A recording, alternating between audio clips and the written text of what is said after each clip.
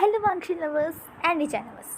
तो गाइस कैसे हैं आप सब? मुझे उम्मीद है आप सब बहुत अच्छे होंगे और मुझे अपनी बहुत ही क्यूट सा प्यारा सा कमेंट दिखाना है। देखिए ये कितना ज़्यादा ज़्यादा ज़्यादा प्यारा है। वैसे ये बात सच भी है और नहीं भी कि युवान हमारी ईवो का ही बेटा है। ये सस्पेंस मैं खोल नहीं रही और ना ही मैं सस्पेंस तोड़ रही हूँ, पर एक तरीके से क्योंकि युवान ने हमारे ईवो को अपना डैडा मान लिया है, तो बायोलॉजिकली सन हो या ना हो क्या फ़र्क पड़ता है। पर जो दिल से रिश्ते बन जाते हैं ना, उसकी कीमत बहुत बढ़ जाती है। और सच बताऊँ तो मैं आपको सच में कमेंट करना चाहती थी, लेकिन आपकी कमेंट को पढ़ने के बाद इतना क्यूट मुझे वो लगा ना कि मुझे अपनी ऑडियंस को दिखाना था कि मैं कितनी ज़्यादा लकी हूँ कि मेरे पास इतने ज़्यादा क्यूट फैमिली मेम्बर्स है जो मुझे इतना ज़्यादा सपोर्ट करते हैं। चाहे कुछ भी हो जाए वो हमेशा मुझे सपोर्ट करेंगे। और आपके गुड विशेस के लिए बहुत बहुत बहुत ज़्यादा थैंक यू। और मैं कोशिश करूँगी कि अच्छे से पेपर सारे दूँ और आपके लिए ही गुड नंबर्स लाऊँ। और एक बात मुझे बताना था, एक्चुअली मैं बताने वाली नहीं थी, लेकिन जब आप लोग इतनी ज़्यादा सपोर्टिव हो, मुझे हर एक ने सपोर्ट किया। मुझे तो काफ़ी सारे कमेंट्स आए कि दीदी आप फ़िक्र मत कीजिए, हम लोग वेट कर लेंगे। ये देख के मुझे सच में बहुत अच्छा लगा, दिल से अच्छा लगा। तो मैं कुछ बताना चाहती हूँ, ये मैं बताने वाली नहीं थी लेकिन बता रही हूँ। आप लोग को तो पता ही नहीं है मेरा हाफ ईयरली आने वाला है, तो इसलिए मेरे मैथ्स के टीचर ने हमारा टेस्ट लिया था, क्लास टेस्ट, ऐसे ही नॉर्मल सा, जिसमें 25 क्वेश्चंस थे और उसे हमें करना था। वो अराउंड 3 चैप्टर्स थे उसमें मैथ्स के। और मैंने बिना प्रिपेयर किए हुए गई थी सच में स्कूल, क्योंकि उससे पहले उसके बाद 15 अगस्त था और मुझे डांस में मैंने पार्टिसिपेट किया था, तो इसलिए मैं उस मैथ्स पे बिल्कुल ध्यान नहीं दे पाई थी। लेकिन तब भी मैं झूठ नहीं कह रही, सच बता रही हूँ, मैं कसम खा रही हूँ वांगशन की, मैंने झूठ नहीं कहूँगी। मैं क्लास की टॉपर हूँ और मुझे सबसे ज़्यादा हाईएस्ट स्कोर मिले हैं। और एज़ अ गिफ्ट मुझे एक मैथ्स की बुक मिलने वाली है मेरे मैथ्स के टीचर से, क्योंकि उन्होंने वादा किया था जो भी स्टूडेंट फर्स्ट आएगा पूरे क्लास में उसे as a token of gift और बहुत सारी ब्लेसिंग्स वो बुक मिलेगी। तो वो बुक मुझे बहुत जल्दी मिलने वाली है, तो मैं बहुत ज़्यादा एक्साइटेड हूँ सच में। और मैं आपको इसलिए बताना चाहती हूँ क्योंकि मैंने आपको अपनी फैमिली माना है, तो अगर मैं अपने सारे इमोशंस आपके साथ शेयर नहीं करूँगी तो गलत हुआ ना। तो बस इसलिए मैं बहुत ज़्यादा खुश थी, बहुत ज़्यादा एक्साइटेड थी ये जानकर, इसलिए बस मैं आपको बताना चाहती हूँ। मैं जान रही हूँ कि मैं बहुत ज़्यादा टाइम खाती हूँ, बहुत ज़्यादा बोलती हूँ, लेकिन मैं आपको दिल से अपनी फैमिली मानती हूँ और फैमिली मेम्बर्स के साथ शेयर करना मुझे बहुत पसंद है। तो बस मैं वेट कर रही हूँ कि कब मुझे वो मैथ की बुक मिलेगी। मुझे तो बहुत ज़्यादा एक्साइटमेंट हो रही है और मैं इसलिए बताइए ताकि आप लोग मेरी पढ़ाई की चिंता ना करें, मैं मैनेज कर लूँगी। और मैं वांगशन से जितना प्यार करती हूँ उतना ही प्यार मैं अपने मैथ्स से भी करती हूँ। मैंने अपने तो मैथ्स को अपना हस्बैंड बना रखा है, क्योंकि ईवो को भी बना नहीं सकती ना, तो क्या करूँ, मैथ्स को ही अपना हस्बैंड बना रखा है। तो बस हस्बैंड जब तक नाराज़ नहीं होते तब तक मैथ की नैया पार हो जाएगी। और ये कमेंट आप खुद देख लीजिए। वैसे मुझे कोई दिक्कत नहीं है ट्विन जान शेयर करने का, इनफैक्ट ये आइडिया मुझे काफ़ी क्रेज़ी और काफ़ी न्यू लगा। इनफैक्ट मैंने कोई एफ ऐसी पढ़ी नहीं जिसमें ट्विन्स हो। ये काफ़ी इंटरेस्टिंग आइडिया है। हाँ, मुझे दिक्कत नहीं इसमें वर्क करने के लिए, लेकिन मुझे इसमें कुछ आपकी हेल्प चाहिए। प्लीज़ मुझे बताइए कि आप लोग कैसा चाहते हैं, वांगशन चाहते हैं, ईजान चाहते हैं, वैम्पायर चाहते हैं, क्या वेयरवुल्फ या ओमेगा मेड चाहते हैं, या कुछ हटके, इन सब से हटके, इन बोरिंग सी चीज़ें नहीं, इन सब से हटके। और टॉप कौन चाहिए और बॉटम कौन चाहिए, और थोड़ी बहुत स्टोरी लाइन भी मुझे, मीन्स कुछ इंसिडेंट्स बता दीजिए। आपको मीन्स जान कैसा बिहेवियर चाहिए, या दोनों ट्विन्स की बिहेवियर एक जैसी हो, या ट्विन्स ब्रदर्स हो, या कोई दो अलग अलग पर्सन्स हो, या कुछ डिफरेंट प्लीज़ मुझे कुछ तो बताइए, तब ना मैं कुछ करूँगी। और मैंने जो उन्होंने कहा था मैंने उनसे भी बात की, तो वो चाहते हैं कि वो मीन्स मॉडर्न हो, जान है तो ऑफकोर्स वो मॉडर्न होगा, मुझे नहीं दिक्कत है एक्सप्लेन करने, बस मुझे थोड़ी सी आइडियाज़ चाहिए आपसे और आपकी कुछ राय चाहिए, तो प्लीज़ कमेंट सेक्शन में बता दीजिए। मैं जानती हूँ आज मैंने बहुत ज़्यादा बातें की हैं, पर चलता है ना, कभी कभी बातें करनी चाहिए। दिल की बातें एक दूसरे से नहीं बताएंगे तो कैसे जानेंगे हम दोनों एक दूसरे के बारे में। आप मेरी फैमिली हो तो इतना तो बनता है। मैं जानती हूँ कोई भी एक्सप्लेनर इतना नहीं बोलता होगा जितना मैं बोलती हूँ। पर कोई नहीं, इस वीडियो के लिए थोड़ा सा हैंडल कर लीजिए। अभी तक हम ही देखा था कि हमारे प्यारे से ईजान के बीच की नोक झोंक स्टार्ट हो चुकी है। पूरे एफएफ में वही तो है ही। तो फिर ईवो कहता है वो तुम कोई क्लेम या मार्क्ड अल्फ ओमेगा नहीं हो और ना ही कोई तुम्हारा पार्टनर है। ओके। जान गुस्से में उसकी तरफ देखता है और अपनी दांत को पीसते हुए कहता है तुम्हारी हिम्मत कैसे हुई ऐसा कहने की? आखिर तुम हो ही कौन? तुम्हारी औकात ही क्या है? समझे तुम? इस वक्त तुम कुछ भी नहीं हो। तुम कहीं भी किसी भी कंट्री के कमांडर होगे, पर तुम अभी मेरे घर में केवल एक पेशेंट हो और एक गेस्ट हो। खाओ, रहो और निकलो यहाँ से। मेरे पर्सनल लाइफ में इंटरफेयर करने की कोई ज़रूरत नहीं है। ओके। मैं मैरिड हूँ और ये बदला नहीं जा सकता। ओके। मैंने पहले ही किसी से मैरी कर लिया है। और रही बात क्लेम की या मार्क्ड होने की, तो उससे तुम्हारा बिजनेस नहीं है। None of your business. Okay. Just die. मतलब विश करता कि तुम मर ही जाओ। मैंने बचाया है क्यों? सब गलती मेरी है। वो इरिटेट होकर वहाँ से जाने ही वाला था, पर वो मुड़ कर कहता है युवान मेरा बेटा है, सिर्फ और सिर्फ मेरा बेटा है, समझे? ऐसा कहकर वो चला जाता है। ईवो अभी भी फ्लोर पे बैठा हुआ था और वो मुस्कुरा रहा था और वो कहता है ओमेगा, माई ओमेगा, तुम्हारी अदाओं ने तो मुझे अपना दीवाना कर लिया है। आया तो मैं यहाँ 2 मकसद के लिए था, पर अब लगता है तीसरा मकसद भी जोड़ना होगा, तुम्हें पाना। पहला और दूसरा, वो सारे मकसद तो आधे कंप्लीट हो चुके हैं, पर अब इस मकसद को कंप्लीट करना होगा पूरा। मुझे तुम में इंटरेस्ट नहीं था, पर अब तुमसे ज़्यादा कोई अच्छा भी नहीं लगता। वो मुस्कुरा रहा था। युवान उसके पास आता है, हमारे डंचा के पास, और कहता है वरीडली कहता है डैडा देखिए आपके खून आ रहा है, क्या करते हैं? अब बच्ची नहीं है युवान से ज़्यादा, क्या हरकतें हैं डैडा, उठिए चलिए मैं आपकी बैंडेज करता हूँ। ये वो मुस्कुराता है, युवान के गालों को पकड़ कर अपने हाथों में किस करता है और कहता है मेरे प्यारे बेटे मैं ठीक हूँ, समझे? और हाँ फिक्र मत करो, चलो कमरे में चलते हैं। ये वो उठने की कोशिश करता है क्योंकि सच में उसे लग गई थी, उसके बैग से ब्लड आ रहा था और वो मुश्किल से उठता है और युवान ने अपने छोटे छोटे हाथों से ईवो के हाथ को पकड़ा हुआ था। युवान बड़ा ही कितना था, छोटा सा तो बच्चा है, ईवो के लेग्स कोई के पास ही आता है उसकी हाइट, तो अपने हाथों से ईवो को पकड़ा था। ईवो धीरे से दीवार का सहारा लेते हुए चलकर युवान के कमरे में जाता है और तब युवान हमारे ईवो को बेड पे बैठाता है और तब वहाँ से वो जाता है फर्स्ट एड बॉक्स लेने। और तब ईवो अपनी शर्ट उतार रहा था क्योंकि वो पूरी शर्ट ब्लड से कवर्ड हो चुकी थी, तो चेंज करना ज़्यादा ज़रूरी था। युवान रोते हुए कहता है, उसकी आंखों में आंसू आ गए थे अपने डैडा को ऐसे देखकर। ईवो कहता है युवान मत रो, तुम्हारा डैडा बहुत स्ट्रॉन्ग है, हाँ तुम अपने डैडा को वीक समझ रहे हो, हाँ?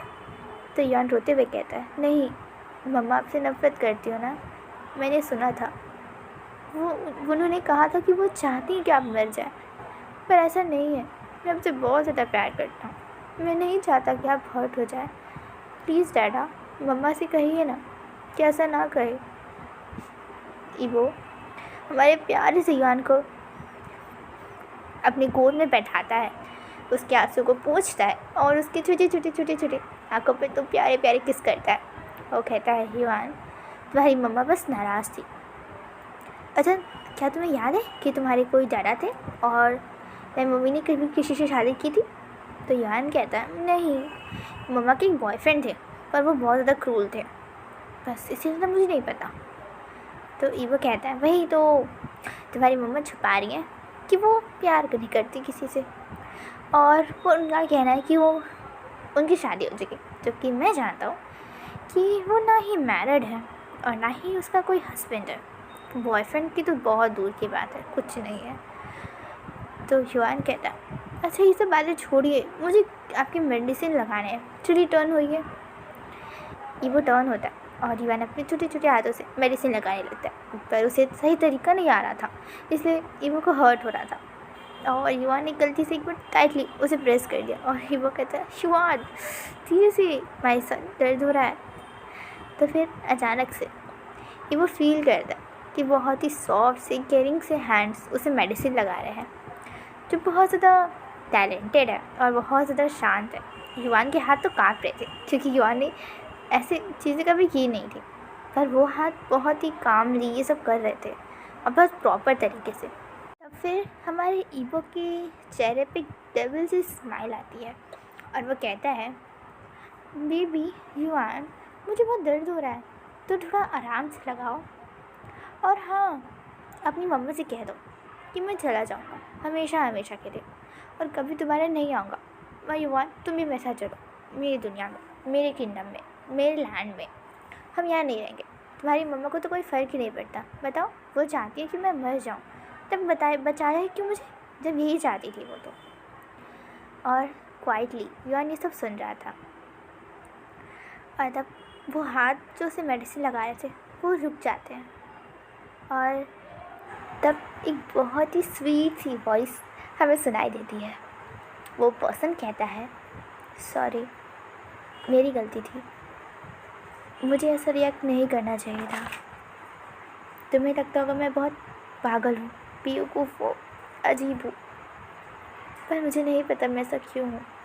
I am sorry, I love you, ऐसा ही वो कहता है। और जान शौक से उसकी तरफ देखता है, कहता है, हाँ आई लव यू, पर मैंने तुझे सॉरी कहा, तुमसे प्यार का इजहार नहीं किया। वो थोड़ा स्ट्रिक्टली ये कहता है। तो वो कहता है, ओहो, वो क्या है ना, मुझे इंग्लिश नहीं आती तो मुझे लगा कि तुमने आई लव यू कहा। वैसे इतनी प्यार से भी कोई माफ़ी मांगता है क्या?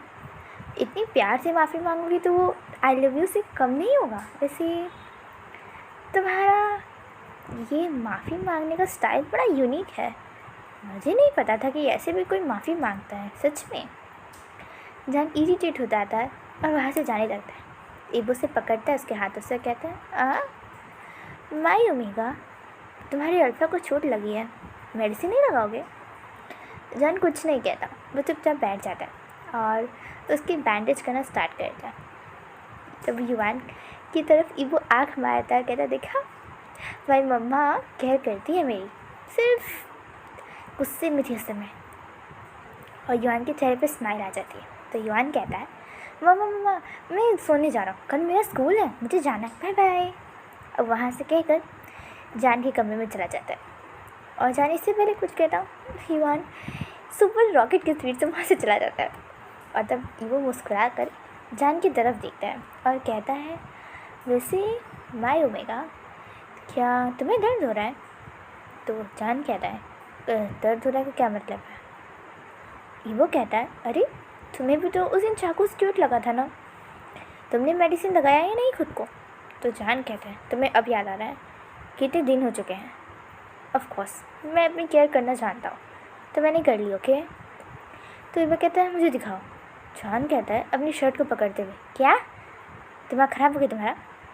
तो ईवो कहता है, अरे अरे अरे, तुम तो ऐसे रिएक्ट कर रहे हो कि मैं तुम्हारी इज्जत को लूट ही रहा हूँ। नहीं नहीं, मैं तुमसे सिर्फ परमिशन मांग रहा हूँ, तुम्हें दिखाना है तो ठीक है, वरना तो कोई दिक्कत नहीं है मुझे।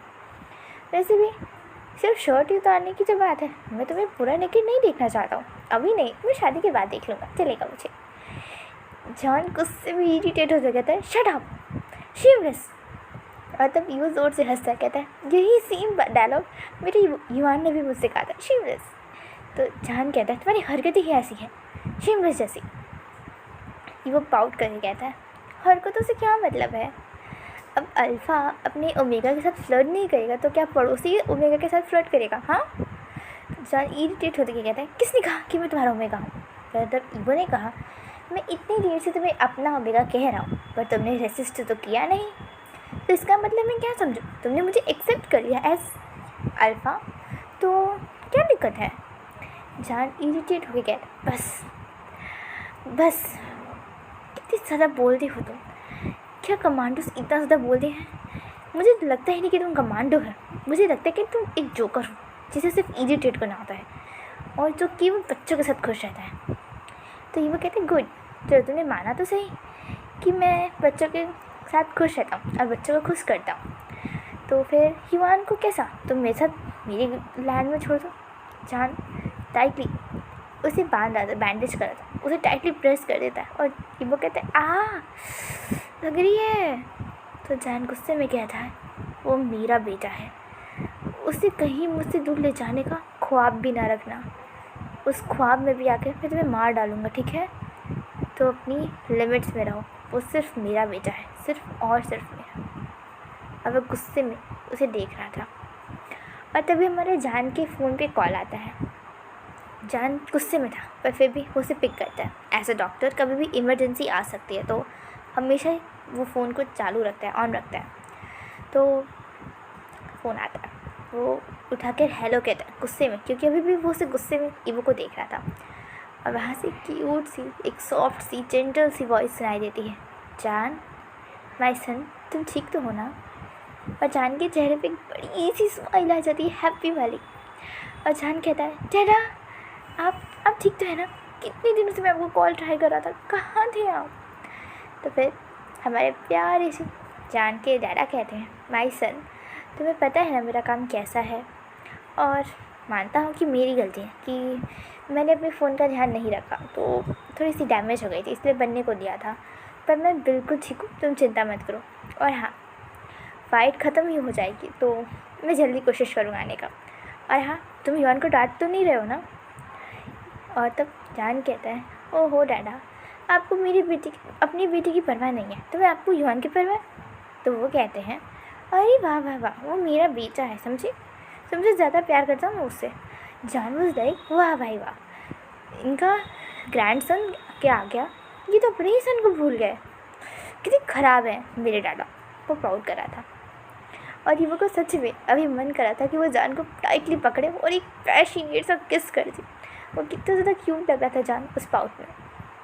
मतलब जान के डैड कहते हैं जान तुम मेरा ध्यान रख रहे हो ना माय सन, एक प्यार से एकदम केयरिंग फादर की तरह। तो जान कहता है फाइनली पूछा तो मेरे बारे में। हाँ डैडा, मैं बिल्कुल ठीक हूँ, और बस आपका बेटा मुझे बहुत तंग करता है। हाँ, आपका ग्रैंडसन ना बहुत शरारती हो गया है, बहुत ज़्यादा ड्रामा करता है।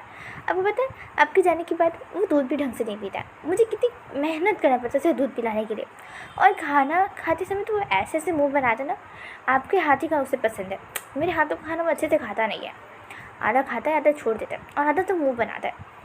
और हमारे जान की शिकायतें स्टार्ट हो गई थी, जैसी हमारी मम्मास करती है जब भी किसी का, हमारी मौसी का, बुआ का या मामी का कॉल आता है, एक लंबी सी हम लोग की शिकायत की लिस्ट स्टार्ट हो जाती है। बिल्कुल सेम चीज़ वही जान करा था अपने डैडा से। और ये बातें पूरी 40 मिनट तक हुई। जब हमारी मदर्स बात करना स्टार्ट करती तो एक एक 2-2 घंटे बात करती है, तब भी हमारा जान कम बात करता है। और फाइनली सारी बातें होने के बाद 40 मिनट बाद जान कॉल कट करता है और तब वही वो की तरफ देखता है जो एकदम क्यूट से बच्चे की तरह खुद को थोड़ा सा राउंड शेप में करके, खुद को एक पिलो को कडल करके वो सो गया था। और तब जान ईवो की तरफ एकदम प्यार से दिखता है और उसकी आंखों से आंसू गिरने लगते हैं। अब यहाँ से हमारे जान का पॉइंट ऑफ व्यू स्टार्ट होता है। जब उसने ईवो को थप्पड़ मारा था तब से अभी तक क्या हुआ, अब यहाँ जान सोचता है। जान कहता है अपने मन में, तुम जब पहली बार मैंने तुम्हें देखा तो बिल्कुल तुम ब्लड में कवर्ड थे, बिल्कुल अनकॉन्शियस थे, तुम्हारी हालत बहुत बुरी थी। पर तब मैंने तुम्हें ट्रीट किया, उसके बाद तुम कितने, 1 हफ्ते तक तुम बेहोश थे, उससे ज़्यादा ही। और उसके बाद जब तुम्हें होश आया तुम बहुत क्वाइट पर्सन थे, मुझे लगा।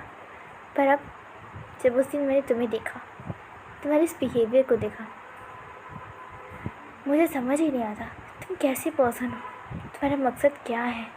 मैंने तुम्हारे ईमेल्स चेक किए जिसे तुमने मेरे आईडी से किसी को सेंड किया, अपनी कंट्री के पर्सन को। मैं ये नहीं कह रहा कि तुम गलत हो, पर मुझे पता है कि तुम यहाँ किसी मकसद से आए हो, और तब भी मैं तुम्हें यहाँ रहने देता हूँ क्योंकि तुम्हारी वजह से मेरे युवान के चेहरे पे स्माइल रहती है, मैं उसके लिए कुछ भी कर सकता हूँ। मुझे पता है तुम पसंद सही नहीं हो, इसीलिए मैं खुद को तुमसे दूर रखता हूँ। तुम बहुत ज़्यादा हैंडसम हो, चार्मिंग हो, और तुम्हारा ये फ्लर्ट करने का स्टाइल बहुत ही अलग है, यूनिक है बाकी सबसे। शायद इसलिए ये मुझे तुम्हारी तरफ अट्रैक्ट करता है। पर मैं जानता हूँ तुम गलत हो। तुम मेरी आईडी का यूज़ करके रिसर्चेस चेक करते हो, अपनी कंट्री के पर्सन्स को मेल करते हो। मैं ये सब कुछ जानता हूँ, पर मैं चुप हूँ। मेरे युवान के लिए मैं सब कुछ सह सकता हूँ, सब कुछ, जब तक बात मेरे युवान तक नहीं आती। युवान तुम्हारे साथ खुश है, तुम मुझसे प्यार करते हो, तुम्हारी आंखों में वो केयर है।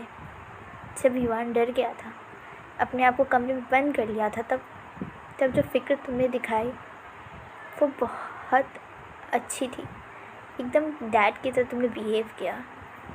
मुझे भी पता है मेरे भी डैड हैं, और ये केयर बहुत प्यारी थी, बहुत जेंटल थी। तुम हमेशा उसे चुप कराते हो। तुम्हारे साथ वो बहुत कंफर्टेबल, बहुत सेफ़ फील करता है। मैं जानता हूँ मैं कभी भी दोनों की कमी पेरेंट की पूरी नहीं कर सकता युवान के लाइफ में, पर मैं हमेशा कोशिश करता हूँ। मुझे पता है तुम्हें एक दिन जाना होगा, युवान को छोड़कर हमेशा हमेशा के लिए तुम चले जाओगे। बस कुछ समय के लिए यहाँ हो, जब तक तुम्हारा वो मकसद पूरा नहीं हो जाता। मैं जानता हूँ तुम्हारा पहला मकसद तो शायद तुम इन्फॉर्मेशन भेजना चाहते हो, पर दूसरा क्या है ये मैं नहीं जानता। मैंने तुम्हारे फाइल्स, ईमेल्स जो तुमने सेंड किए, मैंने उसे पढ़ा, और शायद से मुझे लगता है कि तुम बिल्कुल सही कर रहे हो। तुम मेरे कंट्री के दुश्मन हो, तो ऑफ कोर्स तुम मेरी कंट्री को तबाह ही करना चाहोगे। तुम बिल्कुल सही कर रहे हो, पर गलत तो मैं हूँ जो तुमसे प्यार कर बैठा है। तुम्हारे लिए जो कुछ मैं कर रहा हूँ, मुझे नहीं पता उसका रिज़ल्ट क्या होगा। बस मुझे इतना पता है कि मैं तुमसे प्यार करता हूँ, बहुत ज़्यादा करता हूँ, और जीवान को तुम्हारी अभी ज़रूरत है। जब तक वो उस मेंटल स्टेट से बाहर नहीं आ जाता, तब तक के लिए मेरा कुछ भी कहना गलत होगा। मैं तुमसे प्यार करता हूँ, बस मैं तुम्हारा हर्ट नहीं होना चाहता, इसलिए ये कोल्ड बिहेवियर, ये कोल्ड पर्सन की पर्सनालिटी को मैं बस कैरी करना चाहता हूँ।